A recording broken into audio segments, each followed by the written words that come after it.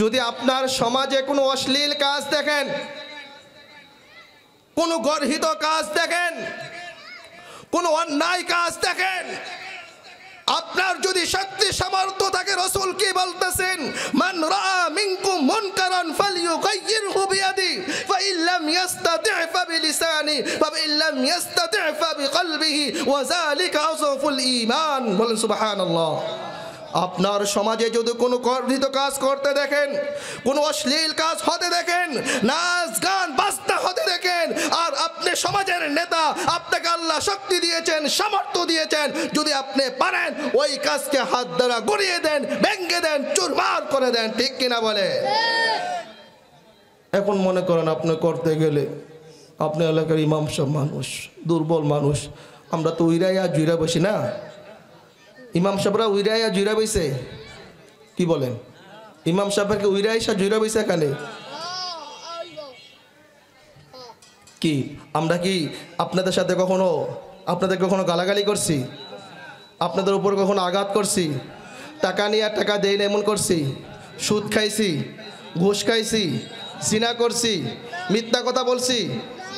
তাহলে একটা মানুষ যদি এতগুলা গুণের অধিকারী হয়, মিথ্যা বলে না, গীবত করে না, সুদ খায় না, ঘুষ খায় না, জিনা করে না, ওয়াদা ভঙ্গ করে না, আমানত হেফাজত করে, তাহলে সে কি সমাজের খারাপ মানুষ না ভালো মানুষ? কি মানুষ বলেন না কেন? আমরা যে আপনাদেরকে কথা বলি আমাদের স্বার্থের জন্য বলি, তো বলেন এই যে আপনাদের এখানে বলতেছি আমাদের কোনো স্বার্থ আছে? একমাত্র স্বার্থ একটাই, কাল কিয়ামত আল্লাহকে সামনে যত জবাবদিহি করতে না হয়, হ্যাঁ অমুক তোকে আমি আলেম বানিয়েছিলাম, তোকে আমি আলেম বানিয়েছিলাম, রাসূলদের আগমন শেষ, সমস্ত নবীদের দরজা বন্ধ হয়ে গিয়েছে, আর কোন নবী দুনিয়াতে আগমন করবে না, এই নবী আলার দায়িত্ব কাদের উপর অর্পিত হয়েছে? হক্কানি উলামায়ে কেরামের উপর অর্পিত হয়েছে। আল উলামা ওয়ারাসাতুল আম্বিয়া ওয়া ইন্নাল আম্বিয়া লাম ইউরিসু দিনারা ওয়ালা দিরহামা। উলামায়ে কেরাম হলেন নবীগণের ওয়ারিস। কিসের ওয়ারিস? সম্পদের ওয়ারিস, টাকা পয়সার ওয়ারিস, কিসের ওয়ারিস? নবীগণের দায়িত্বের ওয়ারিস, ইলমে ওয়াহির ওয়ারিস। ওই ওয়ারিস সূত্রে আমরা যে দায়িত্ব পেয়েছি, নবী যে মেহনত করেছেন, যে নবী যে পরিশ্রম করেছেন, ওই মেহনতের কাজ, দাওয়াত ও তাবলীগের কাজ, দ্বীনের কাজ, এটা আমাদের উপর বর্তেছে। সুতরাং এই দৃষ্টিকোণ থেকে আমরাও আমাদের দায়িত্ব পালন করার চেষ্টা করি, সত্যের কথাগুলো আপনাদের সামনে তুলে ধরার চেষ্টা করি, কোরআনের কথাগুলো আপনাদের সামনে তুলে ধরার চেষ্টা করি, হাদিসের কথাগুলো আপনাদের সামনে তুলে ধরার চেষ্টা করি। বিন্দু পরিমাণ স্বার্থ নাই। যদি স্বার্থ থাকতো তাহলে তো মসজিদে ইমামতি করা লাগবে না। আমরা মসজিদে চাকরি করে কয় টাকা পাই? যারা অটো রিক্সা চালায়, অটো রিক্সা যারা চালায়, আমি তো প্রতিদিন চলি তো আলহামদুলিল্লাহ।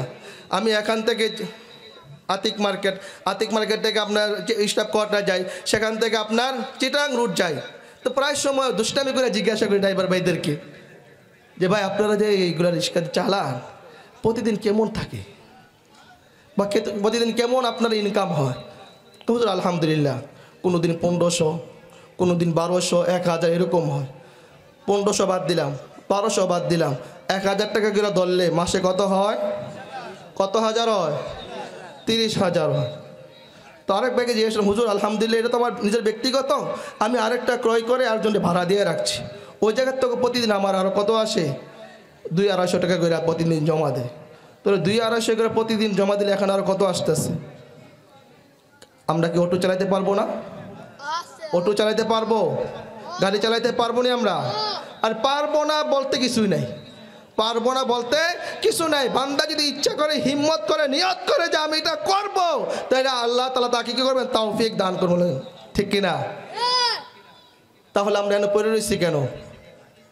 একমাত্র দিন প্রচার করার জন্য, একমাত্র নিজের আমলটা সংশোধন করার জন্য। এই লাইনে লেগে থাকলে কমপক্ষে অন্য কিছু না হোক 5 ওয়াক্ত নামাজ জামাতের সহিত পড়ানো হয়, ঠিক কিনা বলেন? 5 ওয়াক্ত নামাজ কি করা হয়? জামাতের সহিত আমরা আদায় করতে পারি, আমলগুলা ঠিক থাকে। আর টাকা কামানোর ধান্দা থাকলে তো চলে যাইতাম, এখানে ইমামতি করার কোনো দরকার ছিল না। আপনার গাড়ি চালাইতাম, অটো চালাইতাম, বাড়ি থেকে ব্যবসা বাণিজ্য করতাম, গরুর ফার্ম দিলে, আপনার পোলট্রি দিলে তো সেখানে অনেক টাকা কামাইতে পারতাম। প্যারা হাজরিন, দুনিয়া না, একমাত্র আমাদের মাকসাদ হলো কি আখিরাত। আমাদের মাকসাদ কি? বাল তুসিরুনাল হায়াতাদ দুনিয়া ওয়াল আখিরাতু খায়রুন ওয়া আবকা। আমার আল্লাহ বলতেছেন তোমরা দুনিয়াকে প্রাধান্য দিচ্ছ, অথচ পরকাল হলো ক্ষয়ের এবং স্থায়ী। বলেন এই দুনিয়া কি থাকবে? দুনিয়া থাকবে? দুনিয়া একদিন ধ্বংস হয়ে যাবে। দুনিয়ার সমস্ত মানুষ কি হয়ে যাবে? ধ্বংস হয়ে যাবে। একমাত্র থাকবেন যিনি, তিনি কে? আরো আওয়াজ দিয়ে বলেন তিনি কে? আমার আল্লাহ। বলেন আল্লাহ, আল্লাহ, আল্লাহ। আল্লাহ পাক রব্বুল আলামিন এই পৃথিবীতে 1,24,000 মতান্তরে 2,24,000 পয়গম্বর আলাইহিস সালাতু ওয়াস সালাম প্রেরণ করেছেন। কেন প্রেরণ করেছেন? মানুষের হেদায়েতের জন্য, মানুষের নিকট দ্বীন ও ইসলামের দাওয়াত দেওয়ার জন্য, তাবলীগের দাওয়াত দেওয়ার জন্য। সর্বপ্রথম নবী হলেন হযরতে আদম আলাইহিস সালাতু ওয়াস সালাম, আর সর্বশেষ নবী রসুল হলেন আমার আপনার সরদার, আমার আপনার আকা, আমার আপনার নয়নের মণি, দুজাহানের কান্ডারি মায়ার নবী, বিশ্ব নবী, শ্রেষ্ঠ নবী জনাবে মুহাম্মাদুর রাসূলুল্লাহ সাল্লাল্লাহু আলাইহি ওয়াসাল্লাম। কি বলেন, নবীর শানে দুরূদ পড়লে কি গুনাহ হবে? হ্যাঁ, নবীর নাম শুনলে কি পড়তে হয়? সাল্লাল্লাহু আলাইহি ওয়াসাল্লাম। মান সাল্লা আলাইয়া ওয়াহিদাতান সাল্লাল্লাহু আলাইহি আশরা। রাসূল বলেছেন যে ব্যক্তি আমার উপরে একবার দুরূদ পাঠ করবে, আল্লাহ পাক রব্বুল আলামিন ওই ব্যক্তির উপরে 10টি রহমত নাজিল করেন। 10টি গুনাহ আল্লাহ তাআলা maaf করে দেন। হাসরের ময়দানে জান্নাতের মাঝে আল্লাহ তাআলা তার মর্যাদাকে 10টি গুণে বৃদ্ধি করে দেন। সুবহানাল্লাহ। এইজন্য নবীর নাম আমরা যখনই শুনবো, ফুকাহায়ে কেরাম বলেছেন জীবনে একবার নবীর উপরে দুরূদ পড়া ফরজে আইন। জীবনে একবার নবীর উপরে দুরূদ পড়া ফরজে আইন। আর এই মজলিসে যখন আমরা বসলাম, এই যে মজলিসে আমরা বসা আছি, যতবার নেওয়া হবে একবার বলা ওয়াজিব, একবার বলা ওয়াজিব, আর প্রত্যেকবার বলা কি মুস্তাহাব, প্রত্যেকবার বলা কি মুস্তাহাব। নবীর নাম নিলে কি হবে না? কোনো অসুবিধা হবে না। নবীর নাম যত নিবেন, নবীর নাম যত নিবেন, তত আল্লাহ তাআলা আপনাকে কি করে দিবেন? মর্যাদাশীল বানিয়ে দিবেন। সুবহানাল্লাহ। এই জন্য নবীর শানে আমরা বেশি বেশি কি করব? দুরুদ ও সালাম পাঠ করব। সবচেয়ে সংক্ষেপে দুরুদ হলো সাল্লাল্লাহু আলাইহি ওয়াসাল্লাম, সাল্লাল্লাহু আলাইহি ওয়াসাল্লাম। আমাদের নবী কোন বংশের? আমাদের নবী হলেন হযরতে ইব্রাহিম আলাইহিস সালাতু ইব্রাহিম এবং ইসমাইল আলাইহিস সালাতু ওয়াস সালামের বংশধর। ইব্রাহিম এবং ইসমাইল আলাইহিস সালাতু ওয়াস সালাম যখন খানায়ে কাবা নির্মাণ করলেন, সেখানে আছে দোয়া করলেন রব্বানা ওয়াবআস ফীহিম রাসূলা। আল্লাহ তাআলা হযরত ইব্রাহিম আলাইহিস সালাতু ওয়াস সালামের দোয়া কি করলেন? কবুল করলেন, এবং তাদেরই বংশে শ্রেষ্ঠ নবী জনাবে মুহাম্মাদুর রাসূলুল্লাহকে প্রেরণ করলেন। সুবহানাল্লাহ। ইব্রাহিম নবী মিল্লাতা আবিকুম ইব্রাহিম, হযরত ইব্রাহিম আলাইহিস সালাতু ওয়াস সালাম একজন জলিল ও কদর কি ছিলেন? পয়গম্বর ছিলেন, নবী ছিলেন। হযরত ইব্রাহিম আলাইহিস সালাতু ওয়াস সালাম তার ভাতিজা বা ভাগিনা হলো হযরতে লূত আলাইহিস সালাতু ওয়াস সালাম। হযরত ইব্রাহিম আলাইহিস সালাতু ওয়াস সালাম মিশরের উদ্দেশ্যে রওনা দিলেন। সাথে তার স্ত্রী সারা এবং ভাতিজা বা ভাগিনা হযরতে লূতও সাথে রয়েছে। প্রতিমধ্যে এমন একটি জনপদ দিয়ে যাচ্ছিলেন, যে জনপদের শাসক ছিলেন খুবই জালেম শাসক, অত্যাচারী শাসক। যখনই শুনতে পেতেন যে স্বামী স্ত্রী একসাথে সফর করতেছে, তাহলে তাদেরকে ওই স্ত্রীকে ধরে নিয়ে স্ত্রীর সাথে নিজের মনের চাহিদা পূরণ করতেন। কিন্তু যখন জানতে পারতেন যে তারা দুইজন ভাই বোন, তাহলে কি করতেন না, কোনো অত্যাচার করতেন না, জুলুম করতেন না। হযরতে সারা আলাইহিস সালাতু ওয়াস সালাম ছিলেন খুবই সুন্দরী, রূপসী, সারসী। যখন জনপদের নিকটবর্তী পৌঁছলেন, হযরত ইব্রাহিম আলাইহিস সালাতু ওয়াস সালাম সম্পর্কে কে যেন ওই বাদশার নিকটে, জালেম বাদশার নিকটে বলে দিলেন যে ইব্রাহিম এবং তার স্ত্রী আসতেছেন। ওই জনপদের জালেম শাসক, অত্যাচারী শাসক তার সেনাবাহিনী প্রেরণ করলেন ইব্রাহিম নবীকে ধরে নিয়ে যাওয়ার জন্য। যখন গোয়েন্দা সংস্থার লোক ধরে নেওয়ার জন্য আসলেন, ইব্রাহিম আলাইহিস সালাতু ওয়াস সালাম বলে দিলেন, জিজ্ঞাসা করলেন তোমার সাথে এই মহিলাটাকে? ইব্রাহিম নবী বলে দিলেন সে আমার বোন। কি বলছেন? বোন বলছে। এবং স্ত্রীকে বলে দিলেন তোমাকে যখন বাদশার দরবারে নিয়ে যাওয়া হবে, বাদশাহ জাহাপানা যখন তোমাকে জিজ্ঞাসা করবে আমি কে, তুমি বলে দিবা তিনি আমার ভাই। সাথে সাথে এই কথাটুকু বলে দিলেন, হে সারা, এই জনপদে আমি এবং তুমি ব্যতীত আর কোনো মুসলমান নাই। আর মুসলমানরা পরস্পর একে অপরের ভাই বোন হয়ে থাকে, এক অপরের বোন হয়ে থাকে, ঠিক কিনা বলেন? সুতরাং এই দৃষ্টিকোণ থেকে ইব্রাহিম আলাইহিস সালাতু ওয়াস সালাম মিথ্যা কথা বলেন নাই। ইন্নান নাবিয়্যা সাল্লাল্লাহু আলাইহি ওয়াসাল্লাম লাম ইয়াকযিব গায়রা সালাসিন। ইব্রাহিম নবী 3 জায়গা মিথ্যা কথা বলেছেন। এটাকে মিথ্যা কথা বলা হয় না, এটাকে তাওরিয়া বলা হয়। আর তাওরিয়া শরীয়তে জায়েজ আছে। হযরতে সারা আলাইহিস সালাতু ওয়াস সালামকে যখন ওই জালেম বাদশার দরবারে নিয়ে যাওয়া হলো, জালেম বাদশা নিজের কুমন্ত্রণা, নিজের মনের চাহিদা পূরণ করার জন্য হাজারার নিকটে সারার সামনে, সারার দিকে হাত অগ্রসর করলেন। এদিক দিয়ে হযরত ইব্রাহিম আলাইহিস সালাতু ওয়াস সালাম চিন্তিত হয়ে নামাজে দাঁড়িয়ে গেলেন। বললেন, বারে আলাহি, এই বিপদ থেকে, এই ফিতনা থেকে তুমি আমাদেরকে হেফাজত করো, সংরক্ষণ করো। আপনাদেরকে জিজ্ঞাসা করি, নবীরা দোয়া করলে কবুল হয়নি? হয়নি? আপনাদের আওয়াজে বোঝা যেতেছে আপনারা মনে সন্দেহ আছেন। নবীরা দোয়া করলে দোয়া কবুল হয় কিনা? নবীদের দোয়া কবুল, ঠিক কিনা বলে? সমস্ত নবীদের দোয়া আল্লাহ তাআলা কি করে নেন? কবুল করে নেন।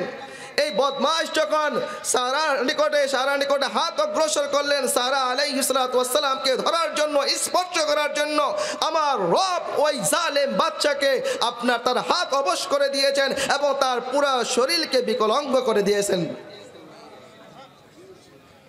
এখন আর হাত লড়াইতে পারে না। হাত যে বাড়াইছে তো বাড়াইছে, এখন আর লড়তে পারে না। মহা বিপদ কিনা বলেন। এখন বিনয় হয়ে বলতেছেন, হে সারা, তুমি দোয়া করো আল্লাহ যেন আমাকে আগের অবস্থায় ফিরিয়ে দেয়। নবীর স্ত্রী তো সেরকম, ঠিক কিনা বলেন? হ্যাঁ, বাপ কা বেটা সিপাহী কা গোরা কুছ না হো তো থোড়া থোড়া। কি বলে? বাপ যেরকম সন্তান তেমনই হবে। বাপ যেরকম সাহসী, সন্তান এরকম সাহসী হয়ে থাকে, ঠিক কিনা বলেন? স্বামী যদি সাহসী হয়ে থাকে, আপনার সৎকর্ম পরায়ণশীল হয়ে থাকে, দিনদার হয়ে থাকে, ধার্মিক হয়ে থাকে, তার স্ত্রীও দিনদার হবে, ধার্মিক হবে, সত্য ন্যায় পরায়ণ হবে, ঠিক কিনা বলেন? দোয়া করছেন, আল্লাহ তুমি তাকে সুস্থ করে দাও, ভালো করে দাও। সুস্থ হয়ে গেছেন, ভালো হয়ে গেছেন। আগর পাটা দিগার খাসি বানালো, তবু পাটার বেবলে খাসলত না যাবে। পাটা চিনেন তো? পাটা চিনেন না? পাটারে যখন পাটা থাকে, পাটি দেখলে ব্যা ব্যা করে, করে না? এখন এটারও যদি পাঠা বানায় মানে ই করে ফেলেন, খাসি বানায় ফেলেন, মুসলমানি করে ফেলে, অন্ডকোষ কেটে ফেলে দেওয়া হয়, তারপরও মাঝে মাঝে ভে ভে করে। ওই আগের খাসলত কি হয় না? দূর হয় না। কয়লা ধুইলে যেরকম ময়লা দূর হয় না, যার স্বভাব মাঝে বদ চরিত্র রয়েছে তার স্বভাব কখনো কি হয় না? দূর হয় না, জায়েল হয় না, এমালা হয়। ঠিক কিনা বলে?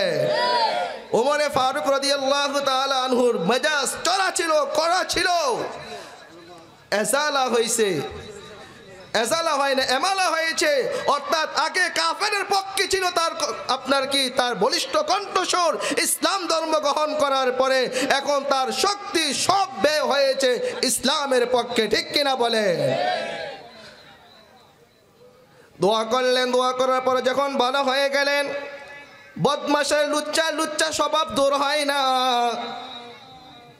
আবার কুমন্ত্রণা করার জন্য, মনের চাহিদা পূরণ করার জন্য আবার হাত অগ্রসর করলেন। আবার আগের মতো হাত অবশ হয়ে গিয়েছে, শরীর বিকলাঙ্গ হয়ে গিয়েছে। একবার, দুইবার, তিনবার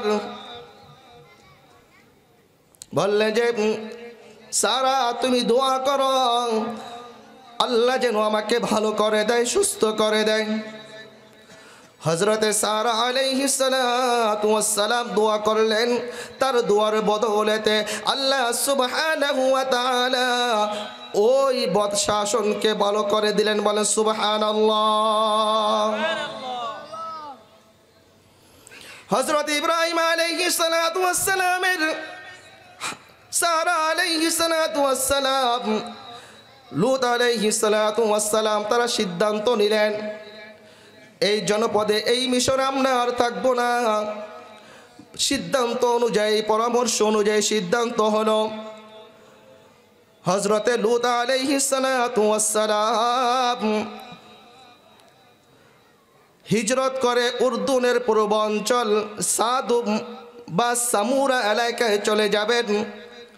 আর হযরতে ইব্রাহিম আলাইহিস সালাতু ওয়াস সালাম ফিলিস্তিন চলে যাবে।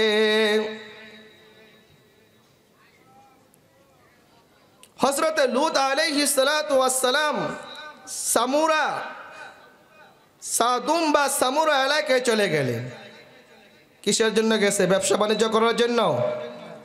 ব্যবসা বাণিজ্য করার জন্য গেছে। কিসের জন্য গেছে? দাওয়াত ও তাবলীগের জন্য, উম্মতকে হেদায়েতের প্রতি আহ্বান করার জন্য, উম্মতকে দ্বীনের প্রতি দাওয়াত দেওয়ার জন্য।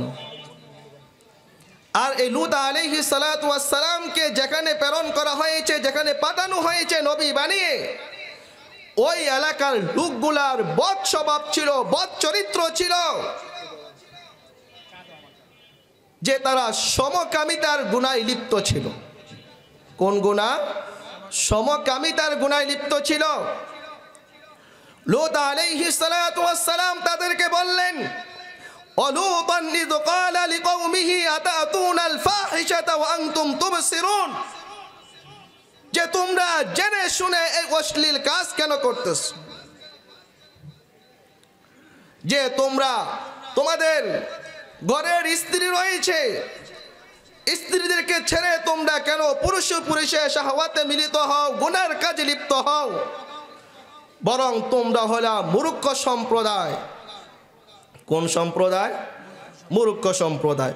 অন্য আয়াতে হযরতে লূত আলাইহিস সালাতু ওয়াস সালাম তার সম্প্রদায়ের তিনটি বড় গুনাহের কথা উল্লেখ করলেন। আল্লাহ তাআলা বলেন, أئنكم لتأتون الرجال وتقطعون السبيل وتأتون في ناديكم المنكر فما كان جواب قومه إلا أن قالوا ائتنا بعذاب الله إن كنت من الصادقين الصادقين আল্লাহু আকবার। বড় তিনটা গুনার কথা কোরআনে উল্লেখ করা হয়েছে। 1 নম্বর পুংমৈথুন, সমকামিতা। 2 নম্বর রাহাজানি করা। 3 নম্বর মজলিসে সবার সামনে প্রকাশ্যে অপকর্ম করা। 3টা গুনার কথা উল্লেখ করা হয়েছে। 3 নম্বর গুনাহ, একটা মূলনীতি মনে রাখবেন, গুনাহ প্রকাশ্যে করাও গুনাহ। গুনাহ প্রকাশ্যে করাও কি গুনাহ। সুদ খাওয়া প্রকাশ্যে খাইলাম, মানে গোপনে খাওয়া তো গুনাহ, আবার প্রকাশ্যে খাইলাম সেটা আরেকটা গুনাহ। ঘুষ খাইলাম, খাওয়া তো গুনাহ, প্রকাশ্যে খাইলাম সেটা আরেকটি গুনাহ, ঠিক কিনা বলে? সুদ ঘুষের প্রচলন মনে আমাদের সমাজে এখন নাই। আমরা সকলে ভালো, কেউ আমরা সুদ ঘুষের সাথে লিপ্ত নাই, ঠিক কিনা বলে? না, আছে। 5 ওয়াক্ত নামাজ পড়ে, কয়েক তো নামাজ পড়ে, 5 ওয়াক্ত নামাজ পড়ে। নামাজ পড়ে দেখবেন যে কপাল একবারে দাগ বসায় ফেলছে, হাঁটুতে দাগ পড়ে গেছে, হাতে কর পড়ে গেছে, কিন্তু সুদের কাজ ছাড়তে পারে না। কি আপনারা গোপন আপনারা রাস্তায় বলতেছেন কে? ভয় পান? ভয় পান? ভয় পান আপনারা? আপনারা কাকে ভয় পায়? একমাত্র আল্লাহকে ভয় পায়, ঠিক কিনা বলে? একমাত্র আল্লাহকে ভয় পায়, ঠিক কিনা বলে? পুরা দুনিয়ার মানুষ যদি আমার আপনার বিপক্ষে চলে যায়, পুরা দুনিয়ার মানুষ যদি আমার আপনার বিপক্ষে চলে যায়, আমার আল্লাহ যদি আমার আপনার পক্ষে থাকে, দুনিয়ার কোন মানুষ আমার আপনার ক্ষতি করতে পারবে না, ঠিক কিনা বলে? আর দুনিয়ার সমস্ত মানুষ যদি, দুনিয়ার সমস্ত এমপি মন্ত্রী যদি, দুনিয়ার পুরা শাসক গোষ্ঠী যদি আমার পক্ষে চলে আসে, আমার মাওলা যদি আমার ক্ষতি চায়, আমার মাওলা যদি আমার অকল্যাণ চায়, আমার মাওলা যদি আমাকে হেফাজত না করে, দুনিয়ার কোন মানুষ আমাকে হেফাজত করতে পারবে না, ঠিক কিনা বলে? सारे दुनिया हो मुखालिफ कुछ नहीं नुकसान है, सारी दुनिया हो मुखालिफ कुछ नहीं नुकसान है, गम नहीं है डर नहीं है जब खुदा रहमान है, मल्लाहुल मौला फलाहुल कुल। যেই ব্যক্তির জন্য আমার আল্লাহ হয়ে যাবে, পুরা পৃথিবী ওই ব্যক্তির জন্য হয়ে যাবে। বলো সুবহানাল্লাহ। ভয় পাবো কাকে? কাকে ভয় পাবো? এমপিকে, মন্ত্রীকে, প্রধানমন্ত্রীকে, রাষ্ট্রপতিকে, সেনাবাহিনীকে, বিডিআরকে, পুলিশকে, র্যাবকে, নিজের বাবাকে ভয় পাবো কাকে? একমাত্র চিল্লায়া বলেন, কাকে ভয় পাবো? একমাত্র আল্লাহকে ভয় পাবো। দুনিয়ার কোন বাদশার রক্তচক্ষুকে ভয় করা চলবে না, দুনিয়ার কোন শাসকের রক্তচক্ষুকে ভয় করলে চলবে না, দুনিয়ার কোন নেতার চক্ষুকে ভয় করলে চলবে না। হক কথা বলবো যদিও গলায় ফাঁসি লাগে, ঠিক কিনা বলে? সত্য কথা বলতে হবে যদিও আমার আপনার কি আসে, মরণ চলে আসে, ঠিক কিনা বলে? না বলে নেতায় ধমক দিছে, সত্য কথা ছেড়ে দিবেন? হ্যাঁ, নেতা বলছে আমার এলাকায় কে এত বড় সাহস, কার এত বড় সাহস আমার বিরুদ্ধে কথা বলে? না, ওই নেতা আপনি শুনে রাখেন, আপনি নেতা হতে পারেন, আপনি যদি ইসলামী মাইন্ডের নেতা হয়ে থাকেন, আপনি ধর্মীয় মাইন্ডের যদি নেতা হয়ে থাকেন, আপনি যদি শরীয়ত সম্মত নিজেকে পরিচালিত করেন, সমাজকে পরিচালিত করেন, আপনাকে আমরা গলার মালা পরাবো, ঠিক কিনা বলে? আর যদি আপনি শরীয়তের গর্হিত কোনো কাজ করেন, ইসলাম বিদ্বেষী কোনো কাজ করেন, কোরআন সুন্নাহ বিদ্বেষী কোনো কাজ করেন, শরীয়তের গর্হিত কোনো কাজ করেন, মসজিদ মাদ্রাসা বিরুদ্ধে কোনো কাজ করেন, তাহলে আমরা আপনাকে নেতা মানি। আমি আমার পীরকে মানি ততক্ষণ, আমার পীর আল্লাহ এবং রসুলকে মানে যতক্ষণ, আমি আমার বাপ মাকে মানি ততক্ষণ, আমার বাপ মা আমার আল্লাহকে মানে যতক্ষণ, আমি আমার নেতাকে মানি ততক্ষণ যতক্ষণ আমার নেতা আমার মাওলাকে মানে, ঠিক কিনা বলেন? নেতা মানবে না, আমরাও মানব না। কি করবে? ফাঁসি দিবে? ফাঁসি কাস্টে ঝুলাবে, জেলখানায় বন্দি করবে? কি বলে, জেলখানায় বন্দি করবে? করা জেলখানায় হয়তো বন্দি করবে, না ফাঁসি দিবে, না মনে করেন যে ফায়ার কি কয়টা লাগে কয়েস ফায়ার দিবে। এগুলো আমরা ভয় পাই? নবীর উম্মত বুকে হাত দিয়ে বলেন ভয় পান কিনা? এগুলো আমরা ভয় করি না, কার রক্তচক্ষুকে আমরা ভয় করি না। আমরা একমাত্র ভয় করি আমার মাওলাকে, যেই মাওলা আমাকে সৃষ্টি করেছেন, যেই মাওলা আমাকে হায়াত দিয়েছেন, যেই মাওলা আমাকে খাওয়াচ্ছেন, যেই মাওলা আমাকে পড়াচ্ছেন, যেই মাওলা চন্দ্র সূর্য দান করেছেন, যেই মাওলা আমাকে আপনাকে সব সময় সর্বদাই সংরক্ষণ করে হেফাজত করেন, ওই মাওলাকে আমরা একমাত্র ভয় করি। ঠিক কিনা বলে? এখন কওমের সম্প্রদায়, লুত সম্প্রদায়ের বদ অভ্যাস যেটা বলতেছিলাম, গুনাহের কাজ প্রকাশ্যে করো কি? কথা বলেন না কেন? গুনাহের কাজ প্রকাশ্যে করো কি? তাহলে সুদ খাওয়া গুনাহ, এটা প্রকাশ্যে করো কি কাজ? ঘুষ খাওয়া গুনাহ, প্রকাশ্যে করা আরেকটা গুনাহ। জিনা করা গুনাহ, প্রকাশ্যে করা আরেকটা গুনাহ। বেপরদা চলা গুনাহ, আবার প্রকাশ্যে বেপরদা চলা, সেটা আরেকটা গুনাহ। ঠিক কিনা বলে? প্যারে হাজরিন, উম্মে সালমা রাদিয়াল্লাহু তাআলা আল্লামা বাগাবী রাহমাতুল্লাহি আলাইহি উদ্ধৃতি দিয়ে বর্ণিত উম্মে সালমা রাদিয়াল্লাহু তাআলা আনহা রাসূল করিম সাল্লাল্লাহু আলাইহি সাল্লামকে জিজ্ঞাসা করলেন, ইয়া রাসূলুল্লাহ, ইয়া হাবিবাল্লাহ, তারা মজলিসে মাঝে মন্দ কাজ করত, এর অর্থটা কি? বলতেছেন তারা মজলিসের মাঝে প্রকাশ্যে গর্হিত কাজে, গুনাহের কাজে, পাপের কাজে তারা লিপ্ত হতো।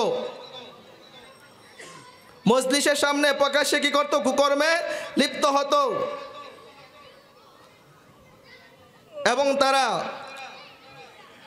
একটা টুকরি বা একটা পাত্রে পাথর রাখত। মজলিস করত একবারে আপনার সদর রাস্তায়, মেইন রাস্তায় বসে মজলিস করত। এখন আপনাদেরকে আমি জিজ্ঞাসা করি, আমরা যদি এই মজলিসটা এখানে না কইরা, মাহফিলটা এখানে না কইরা রাস্তায় করতাম, মানুষের কষ্ট হইতো কি না? না, কষ্ট হইতো না। মানুষের চলাচল ব্যাঘাত ঘটতো কি না? এই কওমে লুতের সম্প্রদায়ের লোকেরা এরকম মেইন রাস্তায় তারা মজলিস করত, আর আপনার একটা পাত্রের মাঝে পাথর রাখতো। কি রাখতো? পাথর চিনেননি? পাথর দ্বারা জাহান্নামের আগুন জ্বালানো হবে। কি দ্বারা? মানুষ এবং পাথর দ্বারা। ওয়াকুদুহান নাস ওয়াল হিজারা, ওয়াকুদুহান নাস ওয়াল হিজারা, পাথর এবং মানুষ দ্বারা জাহান্নামের আগুনকে প্রজ্বলিত করা হবে, জ্বালানো হবে। এখন তারা ওই রাস্তায় বসে আপনার পাত্র থেকে পাথর নিয়ে পথচারীকে মারত। যার শরীরে গিয়ে লাগতো, তার সাথে যে সম্পদগুলো থাকতো, টাকা পয়সা থাকতো, টাকা পয়সার মালিক যে মারতো তার হয়ে যেত, এবং সেও ওই অপকর্মে কি হয়ে যেত? লিপ্ত হয়ে যেত। বুঝা আসছেনি? এবং মানুষের প্রতি বিদ্রুপ করত, ঠাট্টা করত। এবং তারা প্রকাশ্যে মজলিসে বসে বায়ু ত্যাগ করত এবং মানুষের দিকে থুতু নিক্ষেপ করত। এবং মজলিসে তারা নগ্ন হতো, উলঙ্গ হতো, বলে নাউজুবিল্লাহ। এখন বলেন, কোন সুস্থ মস্তিষ্কের মানুষ এগুলা কি মেনে নেবে? আপনাদেরকে জিজ্ঞাসা করি, যদি এই কাজগুলো যারা করে, যারা মজলিসে ল্যাংড়া হইয়া ঘোরে, উলঙ্গ হইয়া ঘোরে, মানুষকে থুতু নিক্ষেপ করে, পাথর নিক্ষেপ করে, হ্যাঁ, এইসব কাজ যারা করে তাদেরকে কি আমরা অনেক আহলান সাহালান মারহাবান জানাবো? কি করব? যদি শক্তি থাকে, যদি শক্তি থাকে কি করব? পারলে একটু সাইজ করে নেব। কথা কন না কে? পারলে কি করব? বুঝেন নাই কথাটা? আমার কথা মনে আপনারা বুঝতেছেন না। যদি আপনার সমাজে কোনো অশ্লীল কাজ দেখেন, কোনো গর্হিত কাজ দেখেন, কোনো অন্যায় কাজ দেখেন, আপনার যদি শক্তি সামর্থ্য থাকে, রাসূল কি বলতেছেন, মান রাআ মিনকুম মুনকারান ফালইউগাইয়িরহু বিয়াদি ফাইন লাম ইস্তাতি' ফাবিলিসানি ফাইন লাম ইস্তাতি' ফাবিকলবিহি ওয়া যালিকা আযফুল ঈমান। বলেন সুবহানাল্লাহ। আপনার সমাজে যদি কোনো গর্হিত কাজ করতে দেখেন, কোনো অশ্লীল কাজ হতে দেখেন, নাচ গান বাজনা হতে দেখেন, আর আপনি সমাজের নেতা, আপনাকে আল্লাহ শক্তি দিয়েছেন, সামর্থ্য দিয়েছেন, যদি আপনি পারেন ওই কাজকে হাত দ্বারা গড়িয়ে দেন, ভেঙে দেন, চুরমার করে দেন, ঠিক কিনা বলে? এখন মনে করেন আপনি করতে গেলে, আপনি এলাকার ইমাম সব মানুষ, দুর্বল মানুষ, আমরা তো উইরাইয়া জুইরা বসি না, ইমাম সাহেবরা উইরাইয়া জুইরা বইছে, কি বলেন? ইমাম সাহেবকে উইরাইসা জুইরা বইছে এখানে কি? আমরা কি আপনাদের সাথে আপনাদের কখনো গালাগালি করছি? আপনাদের উপর কখনো আঘাত করছি? টাকা নিয়ে আর টাকা দেই না এমন করছি? সুদ খাইছি, ঘুষ খাইছি, জিনা করছি, মিথ্যা কথা বলছি? তাহলে একটা মানুষ যদি এতগুলা গুণের অধিকারী হয়, মিথ্যা বলে না, গীবত করে না, সুদ খায় না, ঘুষ খায় না, জিনা করে না, ওয়াদা ভঙ্গ করে না, আমানত হেফাজত করে, তাহলে সে কি সমাজের খারাপ মানুষ না ভালো মানুষ? কি মানুষ বলেন না কেন? আমরা যে আপনাদেরকে কথা বলি আমাদের স্বার্থের জন্য বলি, তো বলেন এই যে আপনাদের এখানে বলতেছি আমাদের কোনো স্বার্থ আছে? একমাত্র স্বার্থ একটাই, কাল কিয়ামত আল্লাহকে সামনে যত জবাবদিহি করতে না হয়, হ্যাঁ অমুক তোকে আমি আলেম বানিয়েছিলাম, তোকে আমি আলেম বানিয়েছিলাম, রাসূলদের আগমন শেষ, সমস্ত নবীদের দরজা বন্ধ হয়ে গিয়েছে, আর কোন নবী দুনিয়াতে আগমন করবে না, এই নবী আলার দায়িত্ব কাদের উপর অর্পিত হয়েছে?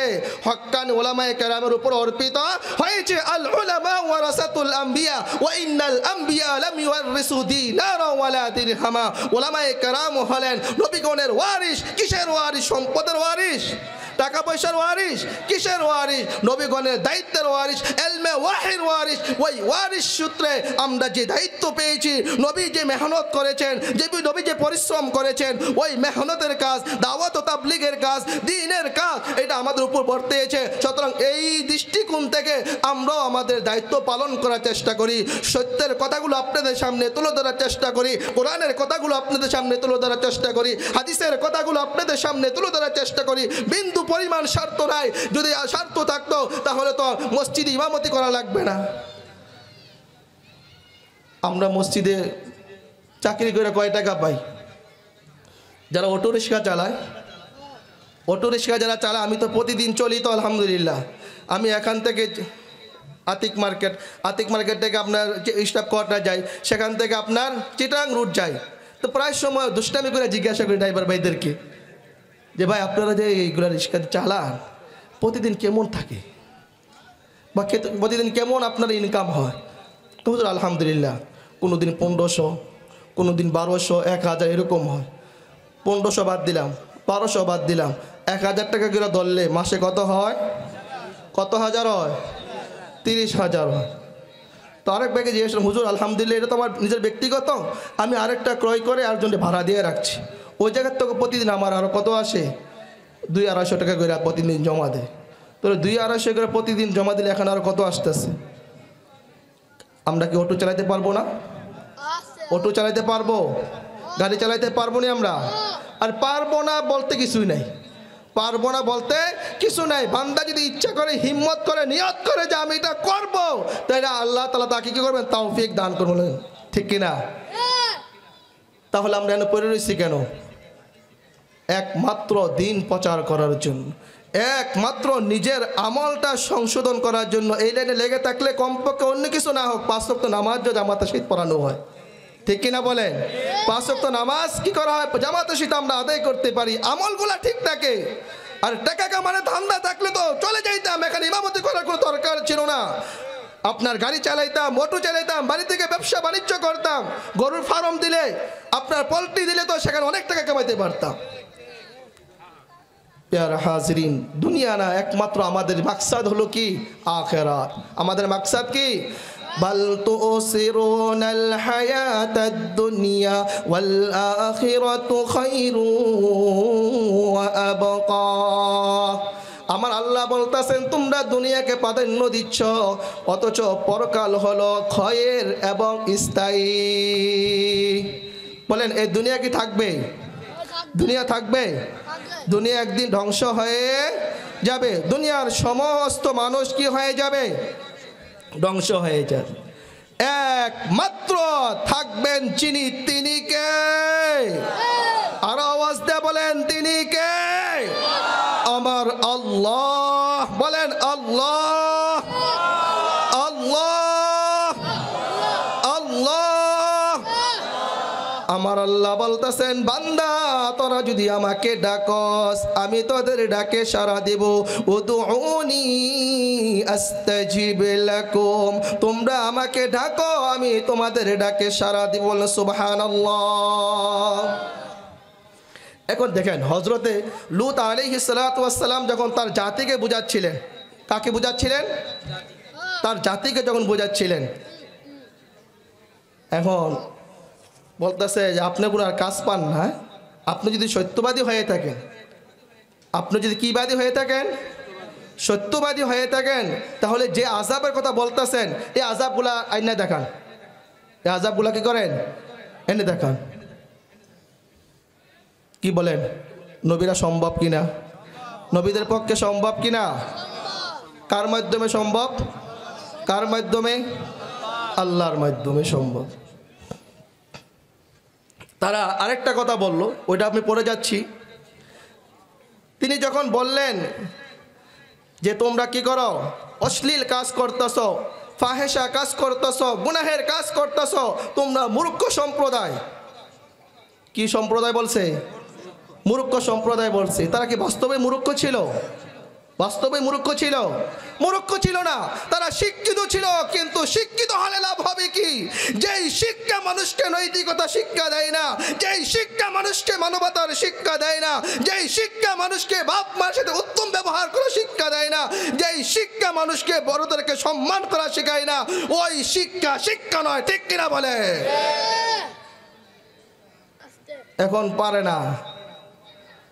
যখন বলছে তোমরা মূর্খ মানুষ, মূর্খতামূলক আচরণ করতেছো, এখন তারা জবাব বলতেছে ফামা কানা জওয়াব কওমিহি ইল্লা আন ক্বালু আখরিজু আলা লুতিম মিন ক্বরিয়াতিকুম ইন্নাহুম উনাসুন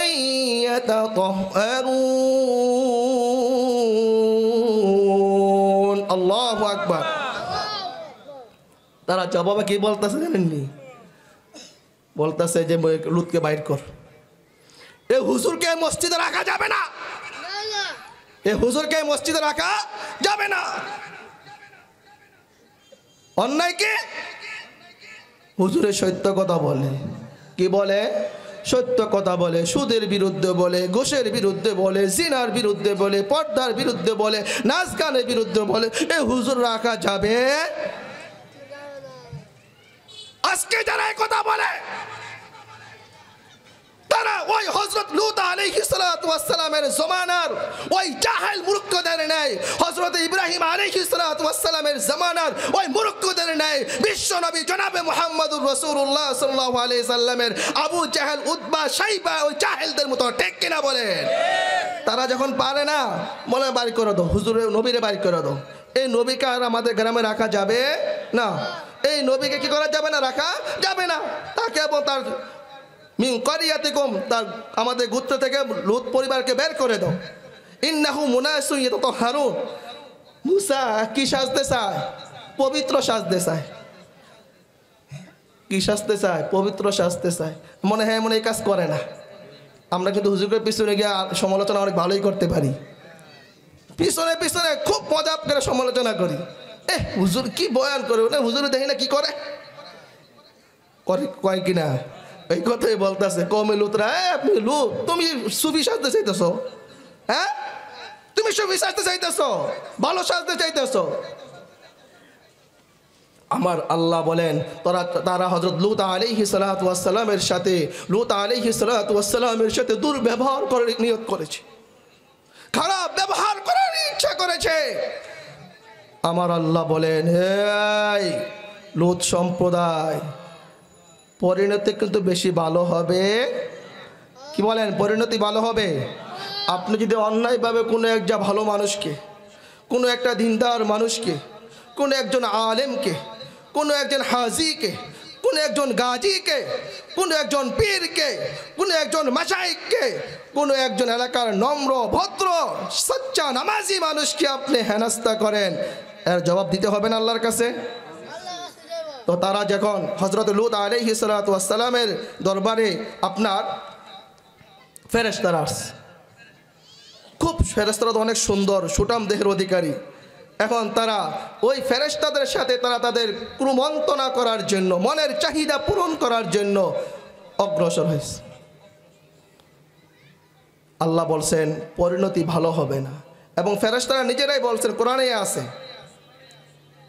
হযরত লূত আলাইহিস সালাতু ওয়াস সালাম যখন আপনার চিন্তিত হয়ে পড়লেন এবং নিজেকে তাদের রক্ষার ব্যাপারে অসমর্থ মনে করলেন, যে হাই হাই রে, এই ফেরেশতাগুলো আমার নিকটে আসছে আমার সাথে সাক্ষাৎ করার জন্য, আর এলাকার এই কম বক্তগুলো, এই নালায়েকগুলো, এই পাপিষ্ঠগুলো, এই অথর্বগুলো এই ফেরেশতাদের সাথে তাদের মনের চাহিদা পূরণ করার জন্য আসতেছে। ফেরেশতারা বলতেছেন, না নবী, আপনি ভয় পাবেন না। আপনি কি পাবেন না? ভয় পাবেন না। ক্বালু নাহনু আ'লামু বিমান ফীহা লানুনাজ্জিয়ান্না ওয়া আহলাহু ইল্লা ইমরাতাক, আমি আপনাকে এবং আপনার পরিবারকে হেফাজত করব। বলেন সুবহানাল্লাহ। সুবহানাল্লাহ বলেন না? ইল্লা ইমরাতাক, তবে আপনার স্ত্রীকে হেফাজত করব। কার স্ত্রীকে হেফাজত করবে না? লূত আলাইহিস সালাতু ওয়াস সালামের স্ত্রীকে হেফাজত করবে না। ফাকাদ্দারনাহা মিনাল গাবিরিন, তাকে কি করা হয়েছে? ধ্বংসপ্রাপ্তদের অন্তর্ভুক্ত করা হয়েছে। অন্য আয়াতে আছে আল্লাহ তাআলা অন্য জায়গায় দুই নবীর স্ত্রীর উপমা দিচ্ছেন। দরাবাল্লাহু মাসালান লিল্লাযীনা কাফারু ইমরাআতা নূহিন ওয়া ইমরাআতা লূত কানাতা তাহতা আবদাইনি মিন ইবাদিনা সালিহাইনি ফাখানাতাহুমা ফালাম ইউগনিয়া আনহুমা মিনাল্লাহি শাইআন ওয়া কিলা দুখুলান নার মা'আদ দাখিলিন। আল্লাহু আকবার। আল্লাহ তাআলা কাফেরদের সামনে হযরত নূহ এবং লূত আলাইহিস সালাতু ওয়াস সালামের স্ত্রীদের উপমা পেশ করতেছে। তারা ছিল, আল্লাহ বলতেছেন যে আমার দুইজন সৎ বান্দার বিবাহ বন্ধনে ছিল, অধীনে ছিল। ফাখানাতাহুমা, খেয়ানত করেছে, তারা কুফরি করেছে, তারা তাদের স্বামীকে মানে নাই, অমান্য করেছে। হযরত নূহ আলাইহিস সালাতু ওয়াস সালামের স্ত্রী স্বামীকে বলতো যে সে গুনাহগার, সে ভালো না। আর লূত আলাইহিস সালাতু ওয়াস সালামের স্ত্রী যখন ফেরেশতারা লূত আলাইহিস সালাতু ওয়াস সালামের সাথে সাক্ষাৎ করতে আসতো, রাত্রবেলায় আসলে আগুন জ্বালিয়ে দিত। আগুন দেখে বুঝতে পারতো যে লূত আলাইহিস সালাতু ওয়াস সালামের দরবারে ফেরেশতারা আগমন করেছে। আর দিনের বেলা তারা ধোঁয়া জ্বালিয়ে দিত, কি বোঝানোর জন্য? যে লূতের দরবারে, হযরত লূত আলাইহিস সালাতু ওয়াস সালামের দরবারে ফেরেশতারা আগমন করেছে, তোমরা আসো ফেরেশতাদের সাথে কুমন্ত্রণা করার জন্য, তাদের সাথে খারাপ আচরণ করার জন্য, তাদের সাথে সহবাস করার জন্য। বল নাউজুবিল্লাহ বলেন। আমার আল্লাহ বলতেছেন, ফালাম ইউগনিয়া আনহুমা মিনাল্লাহি শাইআ, তাদেরকে কোনো কিছুই রক্ষা করতে পারে না। ওয়া কিলা দুখুলান নার মা'আদ দাখিলিন,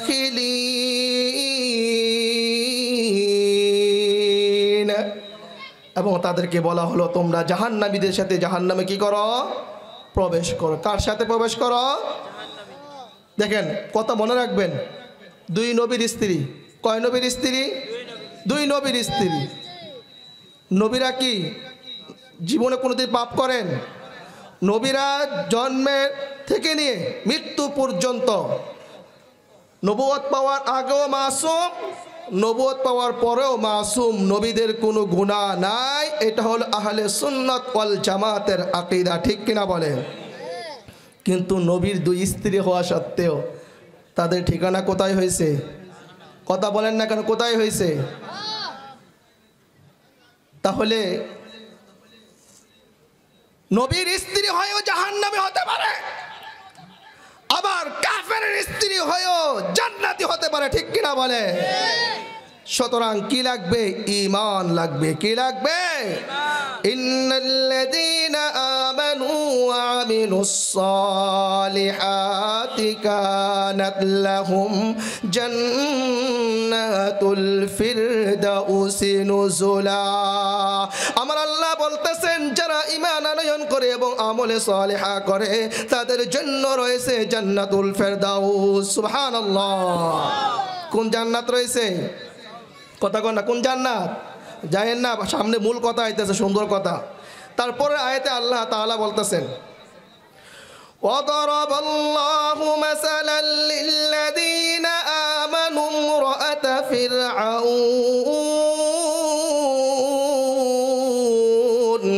إذ قالت رب ابن لي عندك بيتا في الجنة ونجني من فرعون وعمله ونجني من القوم الظالمين।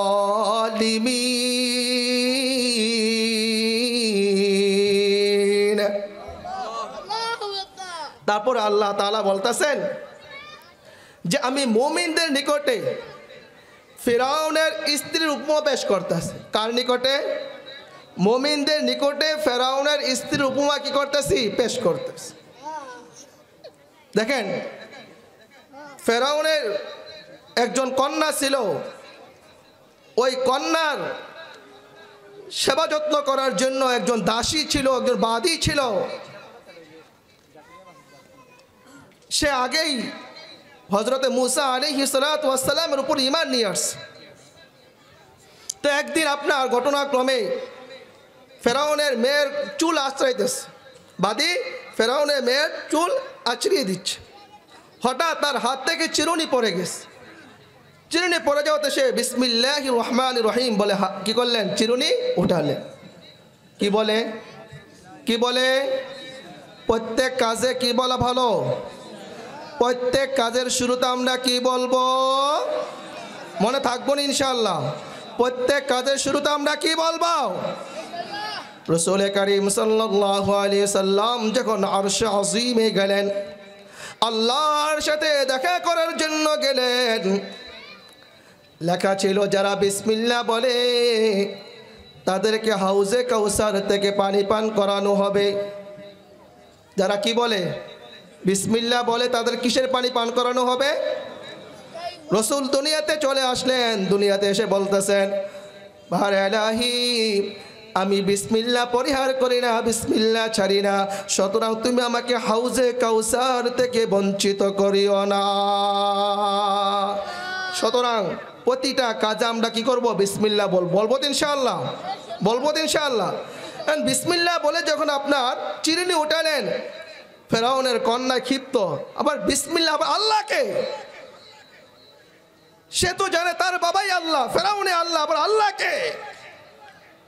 ফেরাউনের বাবার কাছ থেকে বিচার দিলেন যে বাবা, আমার বাদী, আমার দাসী, সে আল্লাহরে মানে, তোমারে মানে না, তোমাকে মানে না। ফেরাউন তার দাসীকে তলব করলেন, নিকটে ডাকলেন, বলে কি ব্যাপার, তুমি কি আমাকে মানো না? বলে না, আমি তো আপনাকে মানি না, আমি তো মানি আমানতু বিরব্বি মুসা ও হারুন, আমি মুসা এবং হারুনের রবকে মানি, তার রব, তাদের রবের প্রতি ঈমান এনেছি। বলেন সুবহানাল্লাহ। লম্বা কথা, আমি এইটাও সাইরা দিলাম। শুধু ফেরাউনের স্ত্রী আসিয়ার ঘটনাটা বললে আমি শেষ করে দেবো ইনশাআল্লাহ, যেহেতু সময় শেষ হয়ে যেতেছে। ওই দাসীর বিষয়টা ছেড়ে দিলাম। এখন দাসীকেও আপনার কি করা হয়েছে? আগুনে ভাজা হয়েছে, তেলে ভাজা হয়েছে, বিভিন্ন রওয়ায়াত আছে। তার 11 সন্তান ছিল, 11 সন্তানকে হত্যা করা হয়েছে। এবার ফেরাউন আয়েশা বউর লোকে মজা লইতেছে, আমগো দাসীরে মাইরা লেছি, দাসীরে কি করছি, মাইরা ফেলেছি। আল্লাহ করলা কি ভাই, তুমি আল্লাহ কইলা মানে আল্লাহ আবার কে? ফেরাউনের স্ত্রী আসিয়া বলতেছেন, যেই দিন তুমি হযরত মূসা আলাইহিস সালাতু ওয়াস সালামের সাথে পরাজয় বরণ করেছো, মূসা আলাইহিস সালাতু ওয়াস সালামের লাঠি সাপ হয়ে তোমার সমস্ত সাপকে যেদিন খেয়ে ফেলেছিল এবং তোমার উপর আক্রমণ করার জন্য যখন অগ্রসর হয়েছিল, ওই দিন থেকে আমি মূসা আলাইহিস সালাতু ওয়াস সালামের রবের প্রতি ঈমান এনেছি। সুবহানাল্লাহ। এতদিন গোপন রাখছি, প্রকাশ করে নাই, আজকে প্রকাশ করলাম, বলেন সুবহানাল্লাহ। মাথা নষ্ট হয়ে গেছে গা ফেরাউন, মাথা নষ্ট হয়ে গেছে গা। এমন তার মন্ত্রীর খবর দিছে, হামানকে সংবাদ দিছে, এই হামান, আমার স্ত্রী তো আমার মানে না, আমারে খোদা, আমার স্ত্রী আমাকে খোদা মানে না। হামানে বলতেছেন, ইন্না লিল্লাহি, এটা কি বলতেছে? আপনার স্ত্রী যদি আপনাকে খোদা না মানে, অন্যরা কি আপনাকে খোদা মানবে? কথা বুঝেন না? আপনার ঘরের স্ত্রী যদি আপনাকে খোদা না মানে, রব লড়তেছে।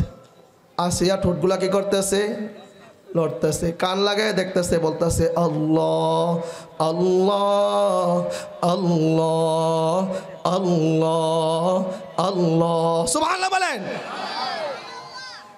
কি বলতেছে? আল্লাহর ভুলে গেছে, কান লাগায় শুনতে। ওই হামান, আমার স্ত্রী তো কি করতেছে না, আল্লাহকে ছাড়তেছে না, আল্লাহ ডাকা বন্ধ করতেছে না। হামান এবার পরামর্শ দিলেন যে তার শরীরের চামড়াগুলা বেলেট দিয়া উঠে ফেলা হোক। ফেরাউন তাই করলেন। আসিয়া আলাইহিস সালাতু ওয়াস সালামের পুরো শরীরের চামড়া বেলেট দিয়া গরুর চামড়ার মতো উঠে ফেল, উত্তপ্ত বালুতে ফেলে রাখছেন। তারপর দেখতেছে ঠোঁটগুলা নড়তেছে, ঠোঁটগুলা কি করতেছে, লড়তেছে, কান লাগাইয়া শুনতেছে, বলতেছেন আল্লাহ আল্লাহ আল্লাহ। কাকে ডাকে, কাকে ডাকে, কাকে ডাকবো আমরা? বিপদে পড়লে কাকে ডাকবো বলেন না, একটু জোরে বলেন না, কাকে ডাকবো? মুসিবতে পড়লে কাকে ডাকবো? বিপদ থেকে উদ্ধার করে নেওয়ালাকে, মুসিবত থেকে উদ্ধার করে নেওয়ালাকে। সুতরাং বিপদে পড়লে সুখে দুঃখে সর্বদাই ডাকবো, তিনি হলেন আমার আল্লাহ। তিনি আমার কে? শরীর থেকে চামড়া উড়াই ফেলছে, এখনো আল্লাহ আল্লাহ কর। ফেরাউন এবার হামানকে বলতেছে, এখনো তো আল্লাহ আল্লাহ কর, এখনো কি বলতেছে, আল্লাহ আল্লাহ বলতেছে। ফেরাউন বললেন, হামান বলতেছে যে একটা পাথর আনেন, বিশাল বড় একটা পাথর আনেন, পাথর এনে ওই পাথরটা উপর থেকে ফেলে আসিয়াকে শেষ করে দেন। আসিয়াকে কি করে দেন? শেষ করে দেন। আসিয়া আলাইহিস সালাতু ওয়াস সালাম আল্লাহ তাআলার নিকটে দোয়া করলেন। কি দোয়া করলেন? ইযা ক্বালাত রাব্বি বিনিলি ইনদাকা বাইতান ফিল জান্নাতি ওয়া নাজ্জিনি মিন ফিরআউনা ওয়া আমালিহি ওয়া নাজ্জিনি মিনাল কওমিজ জালিমিন। হে আল্লাহ, তোমার নিকটে, হে আল্লাহ, তুমি তোমার নিকটে জান্নাত আমার জন্য একটি বাড়ি নির্মাণ করো। সুবহানাল্লাহ বলেন। কি দোয়া করছে? আল্লাহ নিকটে দোয়া করছে, আল্লাহ জান্নাতে তোমার পাশে আমার জন্য একটা বাড়ি নির্মাণ করো, ঘর নির্মাণ করো, আর আমাকে ফেরাউন এবং তার খারাপ কাজ থেকে মুক্তি দাও এবং জালেম সম্প্রদায় থেকে মুক্তি দাও। বলো সুবহানাল্লাহ। এখন হঠাৎ দেখলেন আসিয়া হেসে দিলেন। কথাটা চিন্তা করেন, একটু চিন্তা করেন কি করা হয়েছে। প্রথমে তো আপনার উত্তপ্ত বালুর মাঝে ফেলে রাখছে। উত্তপ্ত বালু কি বলে সাধারণ অবস্থা। আমরা যারা হাজী সাহেব যারা হজ করতে গেছেন, মক্কার মরুভূমির যে বালুর যে গরম, উত্তপ্ত গরম, জুতা পাও দিয়েও হাঁটলেও নাকি ঠসা পড়ে যায়। আর সেখানে খালি শরীরে আবার ওকের উপরে কি পাথর চাপা দিয়ে রাখছেন, এটা করো ধমাইতে পারে নাই। শরীর থেকে চামড়া উঠিয়ে ফেলা হয়েছে, এটা করো ধমাইতে পারে নাই। এবার পাথর উপর থেকে পাথর নিক্ষেপ করে ধ্বংস করা হবে। এই মুহূর্তে হযরত আসিয়া আলাইহিস সালাতু ওয়াস সালাম হাসি দিলেন, বলেন সুবহানাল্লাহ। ফেরাউন বলতেছেন, ব্যাপারটা কি, তুমি কেন হাসি দিলা? তোমার যে করুণ অবস্থা, কঠিন অবস্থা, এই অবস্থা তো হাসি দেওয়ার মতো অবস্থা নয়, এটা তো হাসি দেওয়ার মুহূর্ত নয়, এটা তো কান্নাকাটি করার মুহূর্ত, এটা তো মাপ চাওয়ার মুহূর্ত, এটা তো অনুনয় বিনয় করার মুহূর্ত যে স্বামী আমার, তুমি আমাকে মাফ করে দাও, আমাকে মাফ করে দাও, আমি আল্লাহকে মানবো না, নাউজুবিল্লাহ। ঠিক কিনা বলে? তুমি দি হাসতেছো, কারণটা কি? আসিয়া বলতেছেন, আমি আল্লাহর নিকটে দোয়া করেছি, আমার আল্লাহ আমার দোয়া কবুল করেছেন। আমি মরণের পরে যে জান্নাতে প্রবেশ করব, যে জান্নাতে যাব, ওই জান্নাতটা আমার আল্লাহ আমার সামনে তুলে ধরেছেন। সুবহানাল্লাহ বলেন। কি বলেন? জান্নাত দেখলে হাসি পাইব না? মুমিনদের সবচেয়ে পাওয়া কি? জান্নাত। সবচেয়ে আকর্ষণ, সবচেয়ে প্রাপ্তি হলো জান্নাত।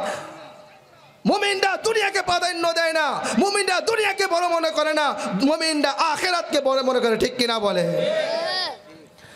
আমার আল্লাহ আমার সামনে জান্নাত, মৃত্যুবরণ করবে, মৃত্যুবরণ করার পরে আমার চক্ষু যখন বন্ধ হয়ে যাবে, আমার শরীর থেকে যখন আমার প্রাণবায়ু বের হয়ে যাবে, বের হওয়ার পরে আমি যেই জান্নাতে প্রবেশ করব, ওই জান্নাত আমার আল্লাহ আমার সামনে তুলে ধরেছেন।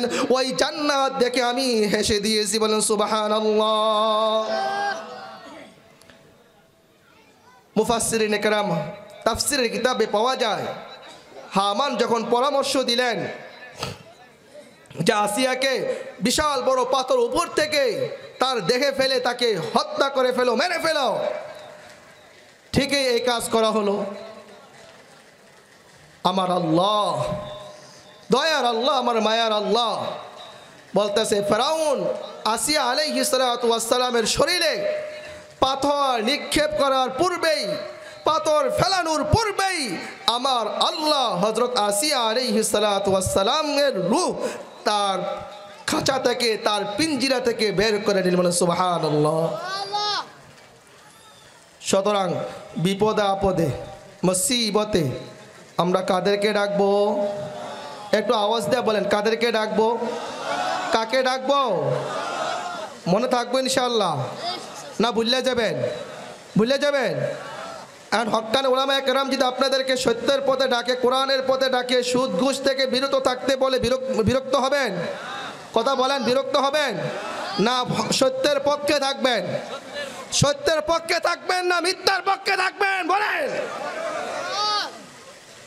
যদি সত্যের পক্ষ থাকেন, কোরআনের পক্ষ থাকেন, হাদিসের পক্ষ থাকেন, হক্কানি উলামায়ে কেরামের পক্ষ থাকেন, খোদার কসম করে বলতেছি, খোদার কসম করে বলতেছি, এই দুনিয়াতে হয়তো সাময়িক কষ্ট পাওয়া যাবে, এই দুনিয়াতে হয়তো সাময়িক জালেম অত্যাচার আমাদের উপর জুলুম নির্যাতন করবে, কিন্তু পরকালে যখন চক্ষু বন্ধ হয়ে যাবে, সাথে সাথে মাওলার জান্নাতে চলে যাবেন। সুবহানাল্লাহ।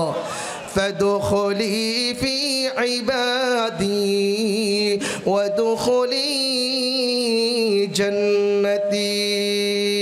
ইবাদি বলতে এখানে সালেহ, সৎ, নেককার আলেম ওলামাদেরকে বলা হয়েছে। সৎ শীলদের অন্তর্ভুক্ত না হয়ে আমি আপনি জান্নাতে যেতে পারবো না। জান্নাতে যেতে হলে ভালো করে মনে রাখেন, জান্নাতে যেতে হলে সৎলোকদের অন্তর্ভুক্ত হইতে হবে। তারপরে কোথায় যেতে হবে? জান্নাতে যেতে হবে। আল মারউ মা'a মান আহাব্বা। দুনিয়াতে আপনি যার সাথে সম্পর্ক রাখবেন, দুনিয়াতে আপনি যার সাথে চলবেন, কাল কিয়ামতের ময়দানে তার সাথে আপনার কি হবে? হাসর হবে। বুঝা আসছে? বাটপারের লাগা চললে কিয়ামতের ময়দানে বাটপারের সাথে কি হবে? হাসর হবে। সুদখোরের সাথে চললে কিয়ামতের ময়দানে সুদখোরের সাথে আপনার হাসর হবে। ঘুষখোরের সাথে চললে কিয়ামতের ময়দানে ঘুষখোরের সাথে আপনার হাসর হবে। জিনাকারীর সাথে চললে কিয়ামতের ময়দানে জিনাকারীর সাথে আপনার হাসর হবে। মিথ্যাবাদীর সাথে চললে মিথ্যাবাদীর সাথে আপনার হাসর হবে।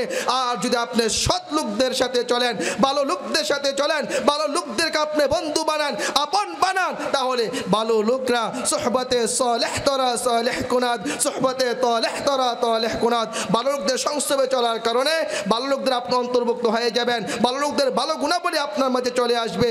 আর কাল কিয়ামতের ময়দানে মরার পরে তার সাথে আপনার কি হবে? হাসর হবে। ভালো লোকদের সাথে হাসর হোক আমরা চাই তো ইনশাআল্লাহ, চাই তো ইনশাআল্লাহ। একটা ঘটনা সংক্ষেপে বলে আমি শেষ করে দিচ্ছি। কাল কিয়ামতের ময়দানে যখন বিচার কার্য শেষ হয়ে যাবে, জান্নাতীরা জান্নাতে চলে যাবে, জাহান্নামীরা জাহান্নামে চলে যাবে।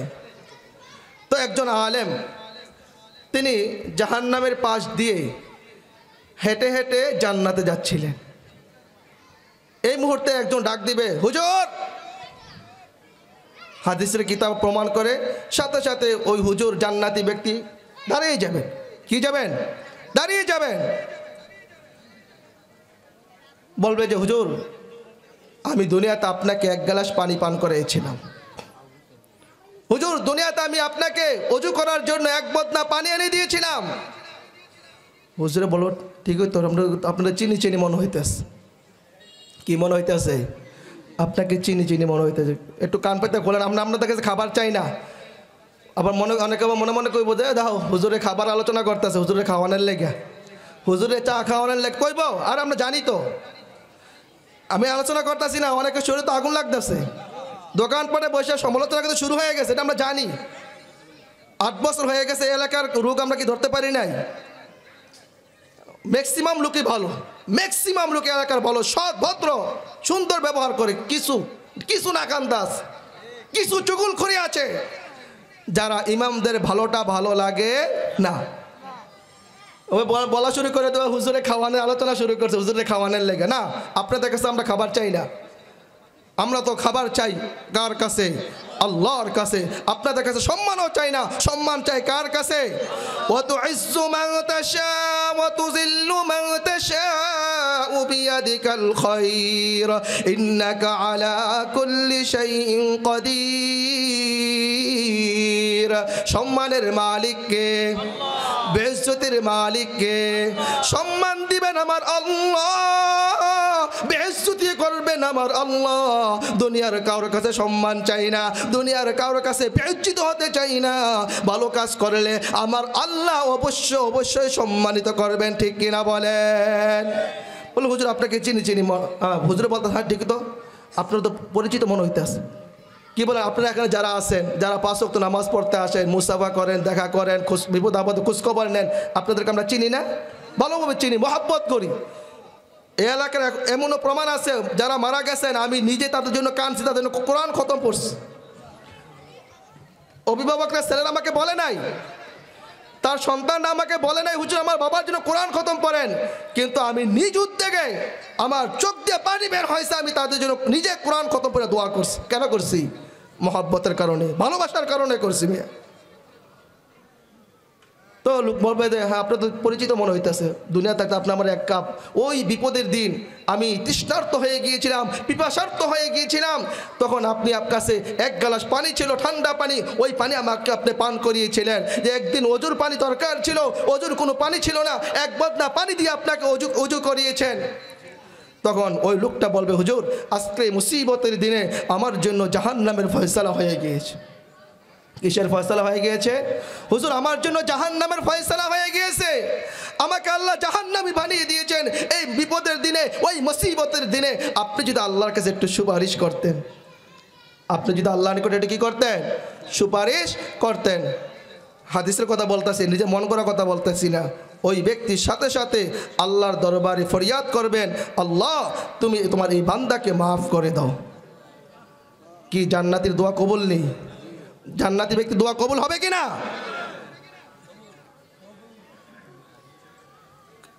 আল্লাহ তাআলা ওই হুজুরের দোয়া কবুল করে বলবেন যে যাও হুজুরের সাথে তুমিও জান্নাতে চলে যাও। সুবহানাল্লাহ। কিয়ামতের ময়দানে নবীরা সুপারিশ করবেন, আলেমরা সুপারিশ করবেন, শহীদরা সুপারিশ করবেন। বলে সুবহানাল্লাহ। আলেমদের সুপারিশ পাইতে হলে আলেমদের সাথে বেয়াদবি করলে পাওয়া যাবে? আলেমদের সাথে শত্রুতামি করলে পাওয়া যাবে? সুতরাং নেককার, পরহেজগার, দিনদার, আল্লাহওয়ালা, আলেম হাক্কানি, আলেম রব্বানি, দ্বীনের দাঈ, দ্বীনের মুবাল্লিগ যারা আছেন, হক্কানি উলামায়ে কেরাম যারা আছেন, পারলে তাদের খেদমত করবেন, তাদের সাথে সম্পর্ক রাখবেন। যদি না পারেন তাদের শত্রু হয়ে না, পারলে ভালো কাজ করবেন, কিন্তু কারো কি করবেন না, ক্ষতি। একটা মূলনীতি মনে রাখবেন, আমরা সকলে মনে রাখবো। যদি আল্লাহ আমাকে তৌফিক দেয়, পারি, সম্ভব হয়, তাহলে মানুষের জন্য কি করব, কল্যাণকর মানুষের জন্য, বিপদ আপদে মানুষের পাশে দাঁড়ানোর চেষ্টা করব। যদি না পারি, কিন্তু কখনো মানুষের কি করার চেষ্টা করব না, ক্ষতি করার চেষ্টা করব না। মনে থাকবে ইনশাআল্লাহ, মনে থাকবে ইনশাআল্লাহ। আল্লাহ তাআলা আমাদের সকলকে দীন ও ইসলামের পথে, কোরআনের পথে, হাদিসের পথে, সুন্নাহর পথে, উলামায়ে হাক্কানি, উলামায়ে রব্বানি, দ্বীনের দাঈ, দ্বীনের মুবাল্লিগ, হযরত উলামায়ে কেরামের সংস্রবে থাকার, উলামায়ে কেরামকে মুহাব্বত করার, উলামায়ে কেরামকে ভালোবাসার তৌফিক দান করেন।